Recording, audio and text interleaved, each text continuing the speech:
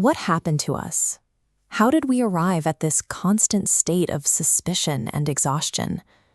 Every day, a new headline appears, offering another reason to fear one another. Before we even have time to process the facts, we react. We take defensive postures and choose our tribes, treating every piece of information as a battleground rather than a conversation.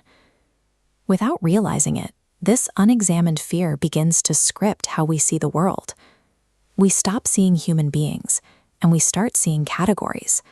It becomes us versus them, right and wrong.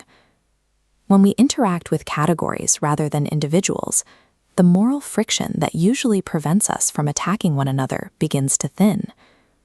This emotional distance creates a dangerous vacuum where a reactive crowd can be steered by whoever provides the next target. This categorization is not a flaw unique to the digital age. It is a historical tool. For generations, division has been carefully engineered to maintain power and profit.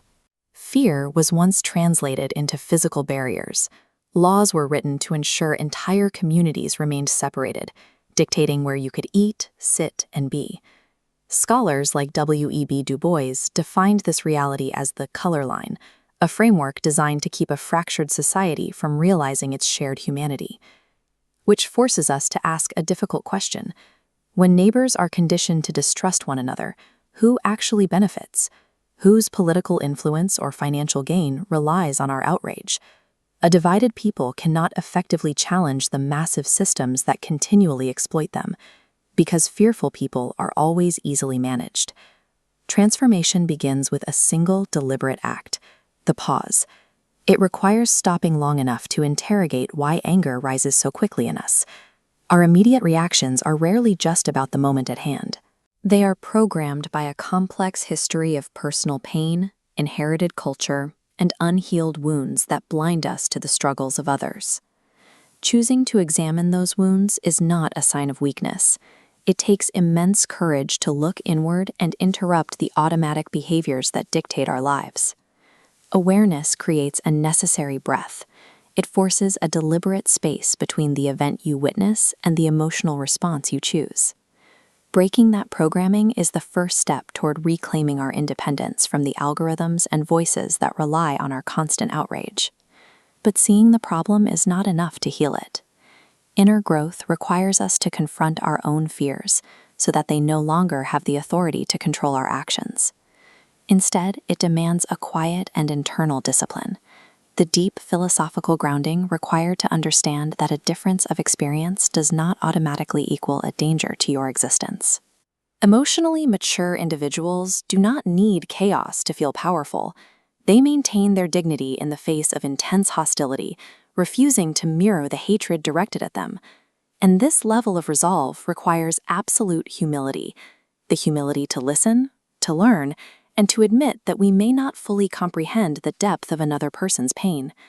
Lasting historical power resides in the measured, disciplined response that outlasts the noise of reactive hatred.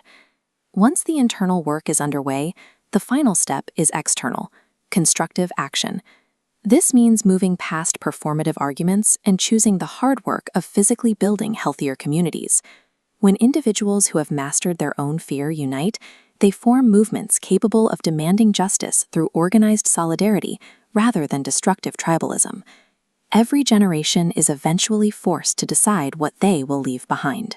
We must choose whether we will construct a society fueled by historical fear or one shaped by wisdom and shared purpose. Constructive action translates moral clarity into concrete systemic change that actively dismantles the walls of separation.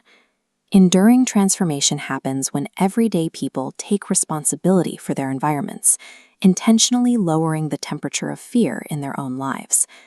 It is easy to be cynical. Many will hear a call for reflection and dismiss it, preferring the comfortable familiarity of their own outrage. But there is profound potential when an individual decides to stop. A person who pauses, examines their heart, and rejects fear as their primary lens. Awareness creates the space for a different path. Inner growth provides the wisdom to navigate it, and constructive action gives that change a physical form. The world does not improve in a single sweeping motion. It shifts one mind, one heart, and one decision at a time, as people choose understanding over division. Before you react, remember that we are all writing the legacy of the next generation. What that legacy will be is entirely up to you.